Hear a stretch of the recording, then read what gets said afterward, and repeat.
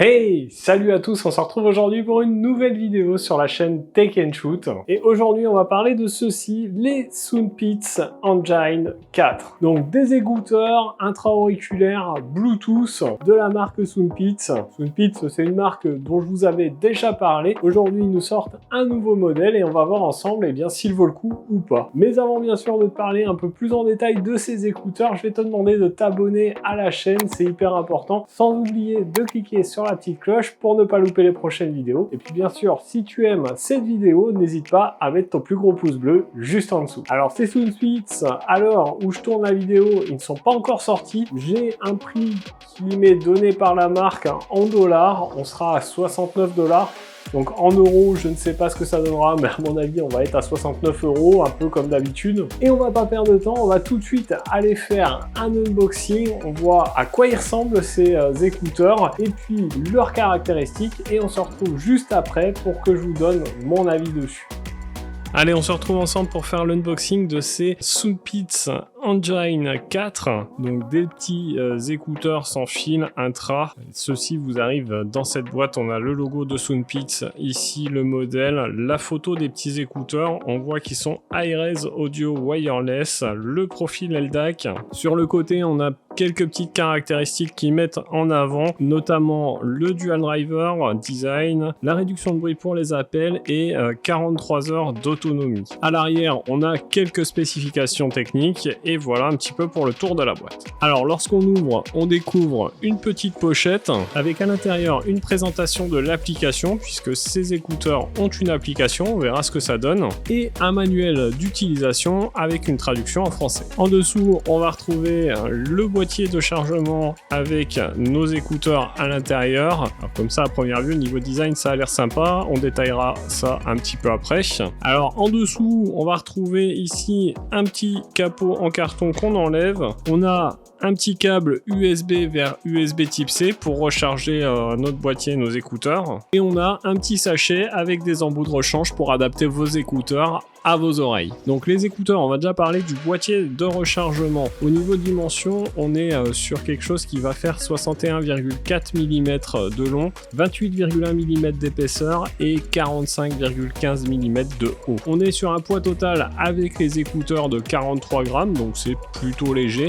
Ici, en dessous, on va retrouver une prise USB type C, un petit voyant qui nous indique s'il est en charge ou pas, et un petit bouton, on verra à quoi il sert, c'est peut-être un bouton d'appairage, je ne sais pas. Alors lorsqu'on ouvre, on découvre bien sûr nos écouteurs. Donc nos écouteurs, ils font 6,50 g chacun, donc c'est plutôt léger. Ils sont quand même imposants, je trouve, ils sont un petit peu gros.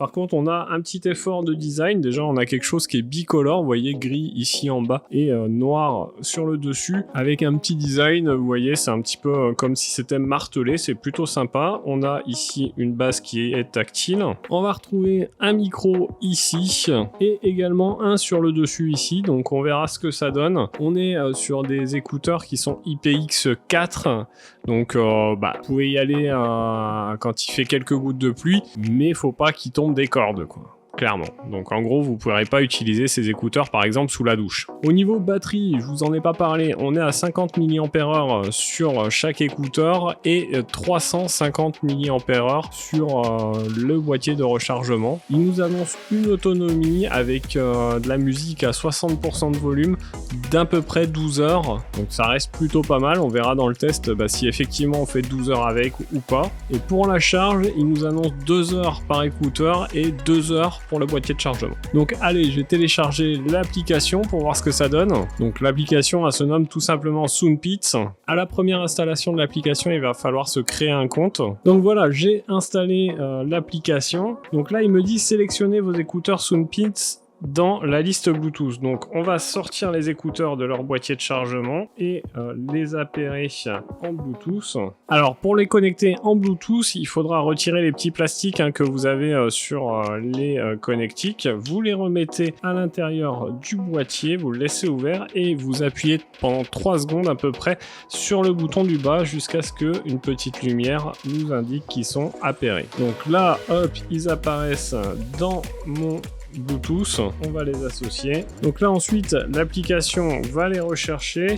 Et là tout de suite, eh bien, vous voyez que j'ai une mise à jour à faire du firmware. Donc ça c'est plutôt cool, hein. Ça nous indique qu'ils les tiennent à jour. Donc on va les mettre à jour. Donc voilà, on a mis à jour nos SoundPits.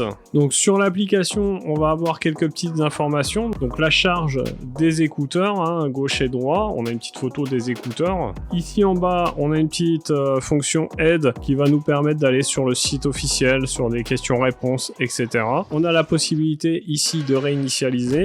Ensuite, en dessous ici, on va avoir un contrôle du volume, un equalizer adaptatif, la possibilité de le personnaliser. On a un mode jeu, on peut désactiver des fonctions des touches tactiles et activer la fonction de connexion multipoint. Lorsqu'on est sur la page d'accueil de l'application, on a ici en haut à gauche la mise à jour du firmware, les nouvelles, donc ça doit être des nouveautés dans les produits SoundPits. Les paramètres, on va voir ce que ça donne. Donc c'est la langue. Ici, moi je suis en français, c'est plutôt cool. Ça va détecter automatiquement. On a le à propos et se déconnecter. Donc voilà un petit peu pour le tour de ces écouteurs. Moi je vais les tester pendant un petit moment et nous on se retrouve tout de suite pour que je vous donne bien sûr mon avis dessus. Alors, ces écouteurs, vous les avez vus dans cet unboxing, je trouve qu'au niveau design, on a un vrai effort de fait. Alors après, on a des écouteurs qui sont un petit peu gros, on va voir dans l'oreille ce que ça donne, mais concrètement, je trouve que c'est plutôt joli déjà, et ça paraît plutôt bien fini. Ce qui compte, évidemment, quand on achète ce genre d'écouteurs, eh bien, c'est déjà le confort. Donc, je vais tout de suite les installer dans mes oreilles, je vais vous dire si l'installation est simple ou compliquée, et s'ils sont confortables ou pas. Alors voilà, les écouteurs sont installés dans mes oreilles et je vous avoue que déjà au niveau réduction de bruit passive, et bien c'est hyper efficace, je m'entends quasiment plus parler. Au niveau confort, c'est plutôt pas mal. Alors les écouteurs sont certes un petit peu gros, mais globalement ça tient bien, c'est plutôt confortable, sur de longues durées, moi je les ai testés pendant un petit moment, ça tient plutôt bien. Maintenant, ce qui compte évidemment aussi dans ce type d'écouteurs, eh bien c'est leur qualité sonore. Allez, maintenant je vais passer une petite musique dans mes oreilles et puis je vais vous dire tout de suite ce que ça vaut. Allez, c'est parti, je lance le son.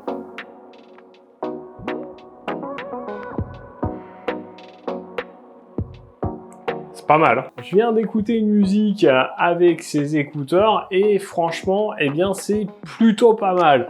On a de vraies bonnes basses. En plus, vous avez moyen d'avoir un equalizer personnalisé. Vous verrez si vous les achetez, vous faites un test dans l'application. Il va vous demander si vous entendez certaines fréquences ou pas. À vous de cliquer quand vous les entendez ou pas. Et vous avez un equalizer personnalisé. Et du coup, moi je trouve que c'est vraiment efficace. On a vraiment une belle qualité sonore sur ces écouteurs. Je suis assez surpris, je m'attendais pas à aussi bien. Franchement, des très bonnes basses. Des aigus et des médiums qui sont également très bonnes.